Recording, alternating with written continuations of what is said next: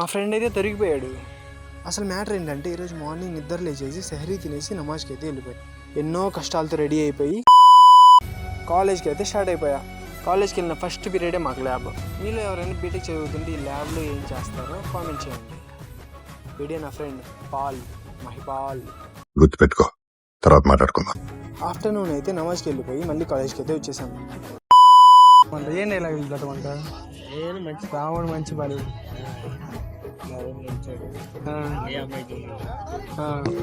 సాంప్రదాయిని సుప్పిని సుత పూసని.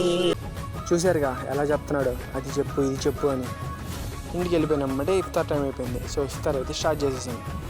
ఈ వీడియో ఎవరైనా ముస్లిమ్స్ చూస్తుంటే ఇఫ్తార్ టైంలో మీరేం తింటారో కామెంట్ అయితే చేసేయండి. సరే మరి వెళ్ళొస్తా, బాయ్, లవ్ యూ. అలాగే సున్నితమైన చేతులతో సబ్స్క్రైబ్ అయితే చేసేయండి.